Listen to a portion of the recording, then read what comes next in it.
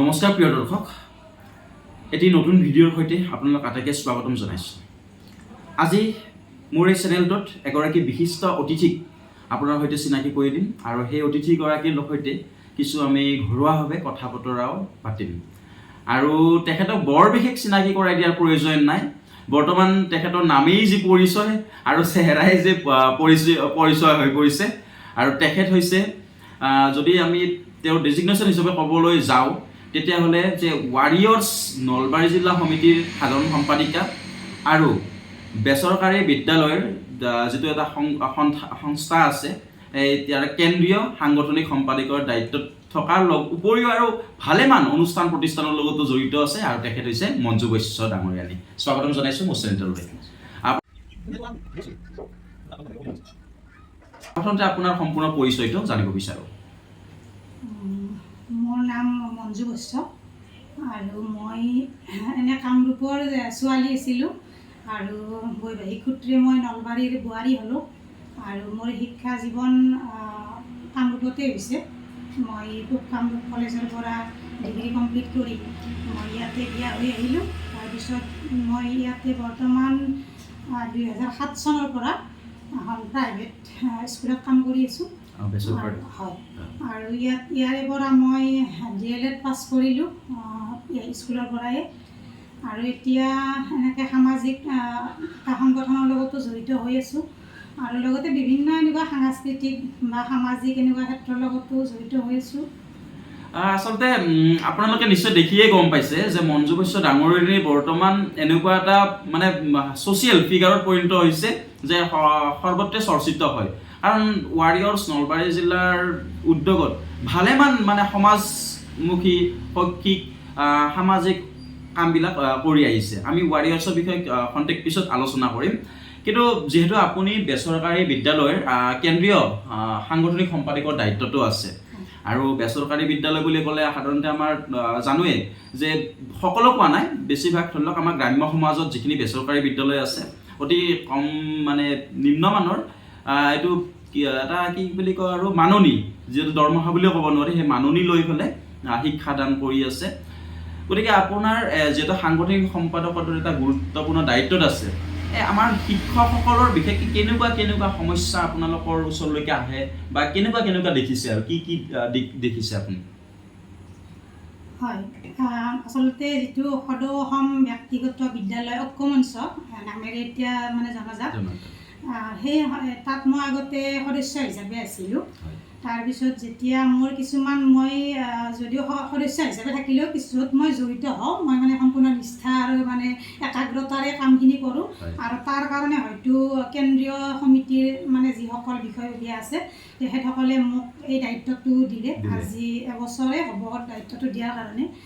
আৰু এইখিনি ক্ষেত্ৰত আমাৰ প্ৰথম মানে যিটো উদ্দেশ্য আছিল এই সংস্থাটো খোলাৰ, যে এতিয়া যিবিলাক আমাৰ ব্যক্তিগত বিদ্যালয় আছে তাত কি হয়, বহুত ল'ৰা ছোৱালী চৰকাৰী স্কুলত আপোনালোকে মানে দেখা পায় যে একদম কম সংখ্যক ল'ৰা ছোৱালী শিক্ষকসকলে মানে এটা উন্নত মানৰ মানে মাননি লৈ দৰমহা লৈ মানে চৰকাৰৰ পৰা তেখেতসকলে কম ল'ৰা ছোৱালীক পঢ়াইছে।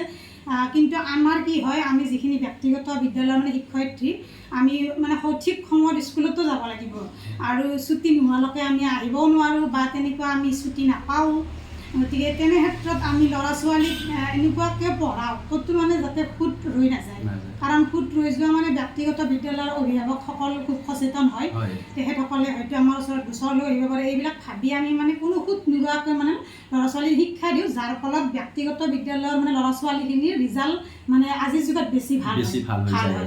আৰু গতিকে আমাৰ যিখিনি মানে কষ্ট হয় আমি সেই অনুপাতে আমি আচলতে ব্যক্তিগত বিদ্যালয়ত যিসকলে কাম কৰে গমেই পাব, সেই অনুপাতে আমাৰ মানে যিটো বেতন, মাহিলী বেতন, সেইটো আমাৰ মানে নহয় আৰু আমাৰ কম হয়। আচলতে আজিৰ যুগত যিমান খৰচ পাতি সেই তুলনাত কম হয় বা আমি কেতিয়াবা নিয়মিতভাৱেও নাপাওঁ। আৰু এইখিনি আমি মানে চৰকাৰৰ ওচৰলৈ নিয়াৰ কাৰণে এই সংস্থাটোৰ জন্ম দিছিলে আচলতে। আৰু আমি বিভিন্ন ক্ষেত্ৰত এনেকুৱা মিটিং কৰিছিলোঁ তেতিয়া, বা স্মাৰক পত্ৰ দিছিলোঁ ৰমেশ পেগু ডাঙৰীয়াক, যোৰহাট জিলাৰ পৰাও দিয়া হৈছিলে বা আমাৰ নলবাৰী জিলাৰ পৰা স্মাৰক পত্ৰ দিয়া হৈছিলে। এনেকৈ দিছিলোঁ, কিন্তু এতিয়ালৈকে আমি তেনেকুৱা কোনো মানে দৰমহা বা চৰকাৰৰ পৰা তেনেকুৱা একো পোৱা নাই তাৰমানে।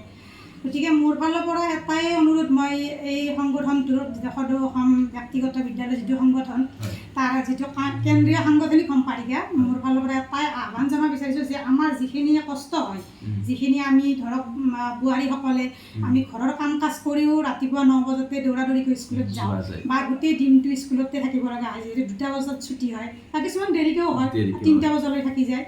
গতিকে আমাৰ এই যিখিনি কষ্ট বা এইখিনি যিখিনি সময়ৰ আমাৰ অপব্যয়, মানে এইখিনি যাতে আমি উচিত এটা মানে পাওঁ, সেইটো মোৰ ফালৰ পৰা চৰকাৰলৈ অনুৰোধ।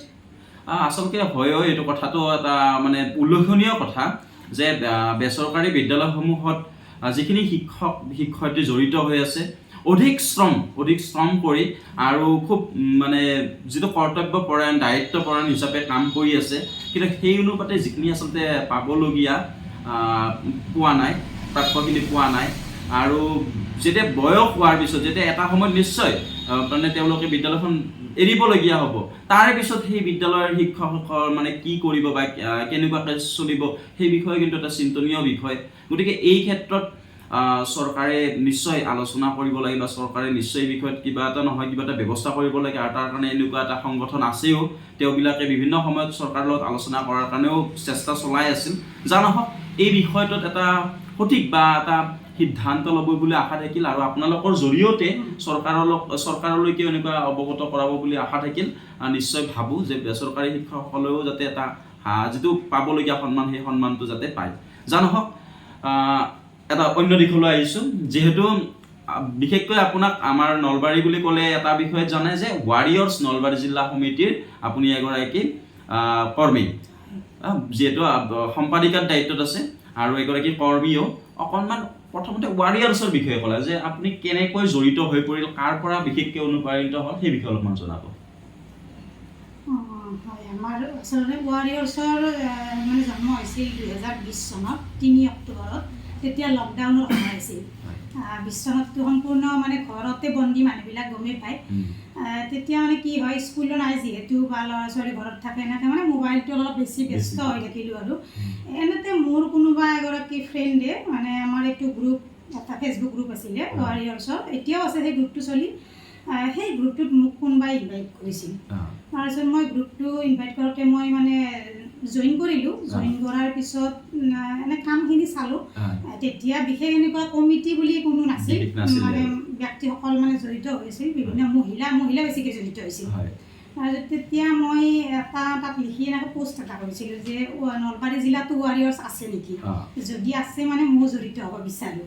এতিয়া হয়তো অক্টোবৰ 3 তাৰিখৰ পিছত, কিন্তু এইটো বৰ বেছি 9-10 তাৰিখৰ ভিতৰত তেনেকুৱা এনেকুৱা এটা পোষ্ট কৰিছিলোঁ। তাৰপিছত তেতিয়া আমাৰ যিগৰাকী পূৰ্বৰ মানে সভানেত্ৰী আছিল, প্ৰাক্তন, এতিয়া তেখেত নাই, তেখেতে মোক ব্যক্তিগতকৈ এটা মেছেজ দিলে যে আপুনি জইন হ'ব নেকি। মই জইন হ'ব খুজিছিলোঁ, কিন্তু ইয়াৰ মানে লক্ষ্য উদ্দেশ্যখিনি জানিব পাৰিলে ভাল আছিল।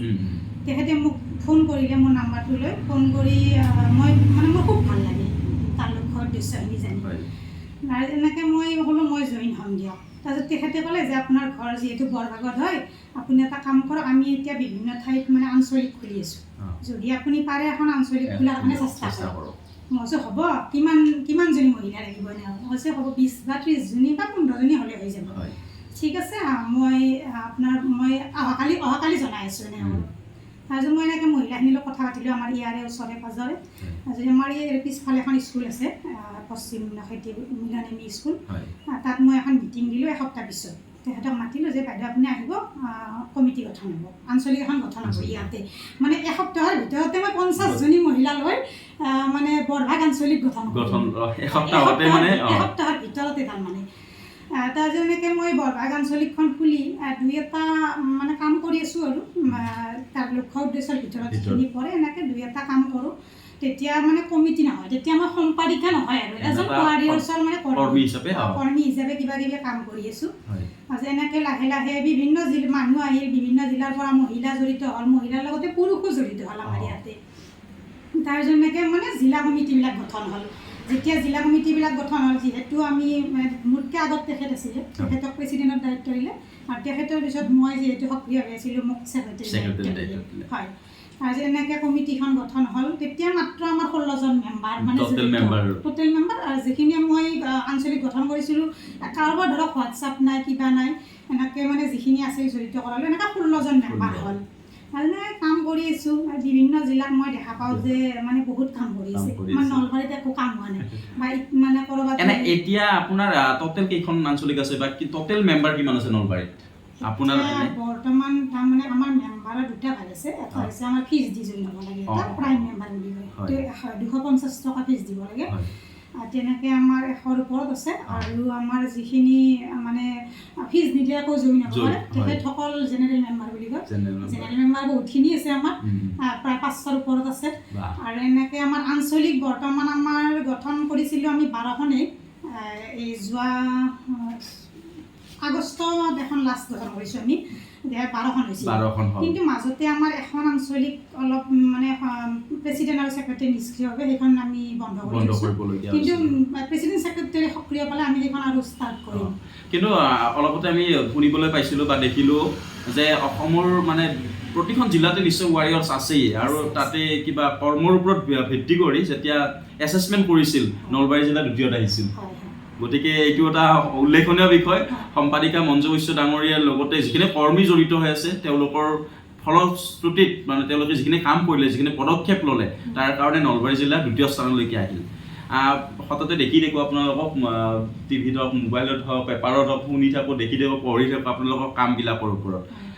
আপুনি যিবিলাক কাম কৰিলে তাৰ ভিতৰত অলপমান জনাবচোন, কেনেকুৱা কাম কৰিলে, কি কৰিলে? আমাৰ বিশেষকৈ এইটো মহিলা সুৰক্ষাৰ কাৰণে কাম কৰা হয়, মহিলা সুৰক্ষা। আৰু যিটো ধৰ্ষণ, মেইন আমাৰ উদ্দেশ্য আছিল ধৰ্ষণক লৈ, যিহেতু এই ধৰ্ষণ কাণ্ডক কেন্দ্ৰ কৰিয়ে এই সংস্থাটো জন্ম হৈছিল। আৰু জন্মদাতা এগৰাকীৰ নাম ল'ব লাগিব মই, তেখেত হৈছে আমাৰ চৰ্দাৰ উৎপল জীৱন ডাঙৰীয়া। তেখেতৰ মানে কনচেপ্টত এই ৱাৰিয়াৰ্ছৰ জন্ম হৈছিল। আৰু এতিয়া আমাৰ ৰাজ্যিক সমিতিত আছে আমাৰ উপাধ্যক্ষা হিচাপে আছে দুগৰাকী, আমাৰ ৰিংকু ৰাগিনী আৰু পম্পী দাস মহোদয়া। আৰু আমাৰ বিনীতা বৰা বাইদেউ আপোনালোকে চিনি পাবই কিজানি, তেখেতক চিনি নোপোৱা মানুহ নাই, তেখেত ৰাজ্যিক উপদেষ্টা হিচাপে আছে। আৰু আমাৰ কামৰূপ মহানগৰৰ ৰাজ্যিক বিত্ত উপদেষ্টা আছে সোণমণি বায়ন ডাঙৰীয়া, ৰাজ্যিক সম্পাদিকা আছে এগৰাকী নীতু বৰ্ণা বাইদেউ। আৰু বিভিন্ন জিলাত আমাৰ ৰাজ্যিক মানে জিলাবিলাক চোৱা চিতাকে ৰাজ্যিক সমন্বয়ক আছে, আৰু সেই দায়িত্বটোত ময়ো আছোঁ ৰাজ্যিক সমন্বয়ক হিচাপে। ময়ো 3খন জিলাৰ সমন্বয়ক হৈ আছোঁ, মানে সম্পাদিকাৰ লগতেও। হয়, এনেকুৱাকৈ কামবিলাক মানে চলি আছে। মেইনলি ধৰ্ষণটো মেইন। আৰু আমাৰ নাৰী যিবিলাক নিৰ্যাতন হৈ থাকে আমি তেওঁলোকৰ ওচৰত থিয় হওঁ, এনেকৈ। আৰু আমাৰ নাৰীবিলাক স্বাৱলম্বী কৰা, যিহেতু এগৰাকী নাৰী স্বাৱলম্বী হ'ব পাৰিলেহে মানে আমাৰ দেশখন কিছুমান নাৰী কেনেকুৱা হয়, নিজৰ মানে খৰচৰ কাৰণে মানে 10 টকা 20 টকাৰ কাৰণে হাজবেণ্ডৰ ওচৰত মানে হাত পাতিবলগীয়া হয়। নিজৰ যদি কিবা এটা থাকে, নিজৰ ভৰিত যদি তেখেতসকলে নিজে থিয় দিব পাৰে, তেতিয়া হয়তো সেইখিনি হাজবেণ্ডৰো অলপ সহায় হয় পৰিয়ালটো চলাবৰ কাৰণে বা ল'ৰা ছোৱালী চলাবৰ কাৰণে। এইখিনি উদ্দেশ্য ৰাখি আমি নাৰীসকলক বিভিন্ন প্ৰশিক্ষণ দিছোঁ, আমি বিনামূলীয়া, সম্পূৰ্ণ বিনামূলীয়া। এই ধৰক আচাৰ বনোৱা হওক বা এনেকুৱা কাটিং বা দহি গুঠা বা মাছৰুম ট্ৰেইনিং, এনেকুৱা বিভিন্ন। আৰু আজিকালি চাবোন বনাই ঘৰতে চাবোন বনোৱা, মুঠতে প্ৰশিক্ষণৰ জৰিয়তে মহিলাসকলক স্বাৱলম্বী কৰাৰ কাৰণেও প্ৰচেষ্টা চলাই আছে ৱাৰিয়াৰ্ছে। এয়া নিশ্চয় অতি শলাগনীয় বিষয় বা গুৰুত্বপূৰ্ণ তথ্য এটা কথা। এই চেগতে ৱাৰিয়াৰ্ছক অকল মঞ্জু বৈশ্য ডাঙৰীয়ানী বুলি নহয়, গোটেই ৱাৰিয়াৰ্ছৰ ফেমিলিটোকে আচলতে কৃতজ্ঞতা জ্ঞাপন কৰিছোঁ। ৱাৰিয়াৰ্ছে এনেধৰণৰ ভাল পদক্ষেপ লৈ থকা দেখিছোঁ, নাৰী সবলীকৰণ বা স্বনিৰ্ভৰশীল কৰাৰ ক্ষেত্ৰতো কৰি আছে। কিন্তু আৰু এটা বস্তু আমি দেখিবলৈ পাইছিলোঁ যে প্ৰতিটো দানেই মহৎ দান, কিন্তু আপোনালোকে ৰক্তদান যিটো আটাইতকৈ মহান বুলি কোৱা হয়, সেই ৰক্তদানৰ ক্ষেত্ৰতো আমি দেখিছোঁ আপোনালোকে কৰি আহে। আপুনি নিজেও ৰক্তদান কৰা আমি দেখিছোঁ, সেই বিষয়ে অলপ জনাবচোন। হয়, আমাৰ ৱাৰিয়াৰ্ছৰে এটি শাখা আছে, আৰু ৱাৰিয়াৰ্ছ ব্লাড ডনাৰ্ছ অসম, আপোনালোকে চাৰ্চ কৰিলে পাব ফেচবুকত। সেই শাখাটোৰ পৰা আমি আজি 3 বছৰে মানে বিভিন্ন আৰ্তজনক আমি ৰক্তৰ যোগান ধৰিছোঁ। আৰু ইয়াৰে মুখ্য প্ৰশাসক হিচাপে আছে গোলাঘাটৰে মৃণাল শইকীয়া ডাঙৰীয়া, তেখেতে এই গ্ৰুপটো পৰিচালনা কৰে। এনে অধ্যক্ষ হিচাপত উৎপল জীৱন ডাঙৰীয়াই আছে, কিন্তু এই গ্ৰুপটো চোৱা চিতাৰ কাৰণে তেখেতক উপাধ্যক্ষ হিচাপে ৰাখি লৈছে। আৰু তেনেকৈ আমাৰ নলবাৰী জিলাতো প্ৰতি জিলাতে মানে ব্লাড এডমিন এজন ৰাখি থৈছে যাতে প্ৰতি জিলাখন চাব পাৰে আৰু তেনেকৈ মই যোৱা বছৰলৈকে মই আছিলোঁ ব্লাড এডমিন আৰু এই বছৰ কি হ'ল মানে দুটা দায়িত্বত থাকিব নোৱাৰে যিহেতু মই জিলাৰ মানে সম্পাদিকা হিচাপে আছোঁ গতিকে ব্লাড এডমিনৰ দায়িত্বটো মই এৰিলোঁ এৰি আমাৰ এগৰাকী সতীৰ্থ বিনয় শৰ্মা তেখেতৰ নাম আপোনালোকৰ সিফালে ঘৰ তেওঁলোক তেখেতক দিয়া হ'ল দায়িত্ব তেখেতে খুব ভাল কাম কৰিছে আৰু মই যিখিনি ছাপোৰ্ট কৰিব লাগে যিহেতু মোৰ আগৰ পৰা ডনাৰবিলাক চিনাকি আছে মই ছাপোৰ্ট কৰি আছোঁ বা আমি সম্পাদিকা হিচাপে এইখিনি ৰাখিবও লাগে ডিটেইলছখিনি জিলাৰ যিহেতু বস্তুটো এটা শাখা মেইন মেম্বাৰ ORS লগতে জড়িত সেইকাৰণে মই সম্পাদিকা হিচাপে সেইখিনি হিচাপ নিকাচটো ৰাখিব লগা হয় এনেকৈ ৰাখি আছোঁ আৰু আমি বিভিন্ন সময়ত নলবাৰীৰ বিভিন্নজনক ব্লাড ডনেট কৰিছোঁ সহায় কৰিছোঁ আৰু আমাৰ এটা মানে কি ইয়াতে আমাৰ যিসকলে ৰক্তদান কৰিব যায় সম্পূৰ্ণ বিনামূলীয়া মানে তেখেতসকলে গাড়ী ভাড়াটোও নলয় বা চাহ কাপো মানে নাখায় এতিয়া কোনোবাই নিজে ইচ্ছা কৰি খোৱা তেনেকুৱা আৰু মই নিজেও ৰক্তদান কৰিছোঁ মই দুবাৰ কৰিলোঁ আগন্তুক দিনত যদি মোৰ হিমগ্ল'বিনটো ঠিকে থাকে মই মানে কৰি যাম আৰু মানে ৰক্তদান আৰু লগতে আমাৰ ইয়াতে মানে ৰক্তদানৰ লগতে আৰু এটি শাখা নতুনকৈ জড়িত হৈছে সেইটো হৈছে যিটো আমাৰ মানে দেহদান আৰু নেত্ৰদান মানে এইটো কৰিব পাৰে কোনোবাই মই আপোনাৰ চেনেলৰ জৰিয়তে কৈছোঁ যদি কোনোবাই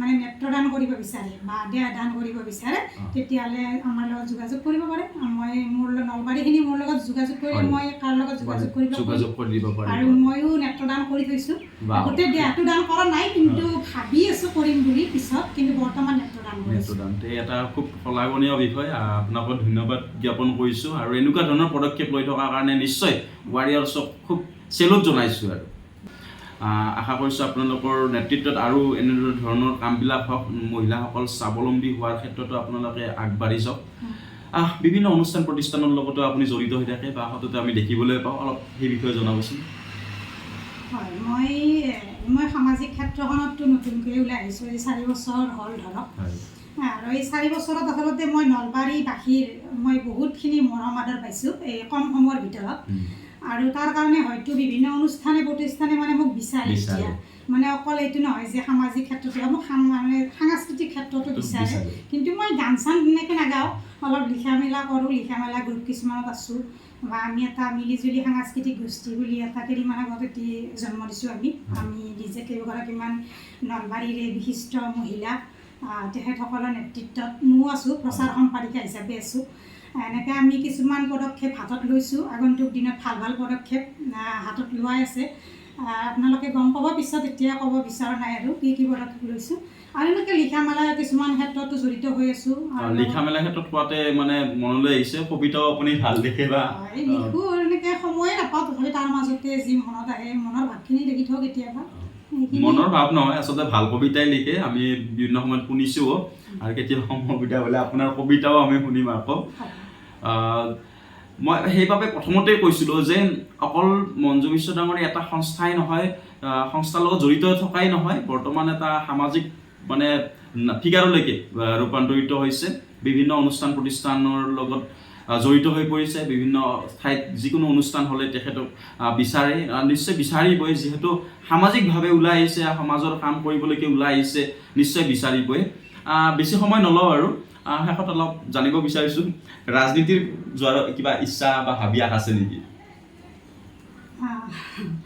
আচলতে মই ৰাজনীতিত যোৱাৰ কথা ভবা নাই এতিয়াও আৰু মই ৰাজনীতি বেয়া বুলি নকওঁ মই যিসকলে কৰি আছে মই এইটো নকওঁ যে বেয়া কাম কিন্তু মই নিজেই মানে ৰাজনীতিত যোৱাটো ইমান ভবা নাই ৰাজনীতিৰ ক্ষেত্ৰত যাম বুলি এতিয়া মই ভোটদানটো যিহেতু মোৰ অধিকাৰ ভোটদানটো মই নিজৰ যাক ভাল পাওঁ যিটো মই দলক ভাল পাওঁ বা যিখন চৰকাৰখনে মানে ৰাইজৰ ভিতৰৰ কাৰণে কাম কৰে মই সেইজনকে মই মোৰ নিজৰ বিবেচনাৰে মই ভোটদান কৰোঁ কাক ভোটদান কৰোঁ মোৰ নিজৰ হাজবেণ্ডকো নকওঁ ৰাজনীতিত হোৱাৰ কথা এতিয়া ভবা নাই কিন্তু পিছৰ পৰ্যায়ত মই কি হয় নাজানো মানুহৰ যিহেতু পৰিস্থিতিলৈ সলনি হৈ যাব পাৰে এতিয়া মই ভবা নাই যা নহওক যিহেতু সামাজিকভাৱে ওলাই আহিছে আৰু বিভিন্ন সময়ত ৰাইজে বিচাৰেও গতিকে পিছলৈকে হয়তো ৰাইজে যদি কেতিয়াবা বিচাৰে নিশ্চয় আমি অন্য ফিল্ডতো হয়তো দেখিবও পাৰোঁ যা নহওক আপোনাৰ যিখিনি পৰিকল্পনা বা ইচ্ছা মন এৰি আছে সকলোখিনি সফল হওক তাৰে কামনা কৰিছোঁ আৰু এই সময়ছোৱা আমাক দিয়াৰ বাবে আপোনাক পুনৰবাৰ ধন্যবাদ জ্ঞাপন কৰি আজিৰ এই অনুষ্ঠানটো সামৰিছোঁ। ধন্যবাদ। নমস্কাৰ। বঢ়িয়া।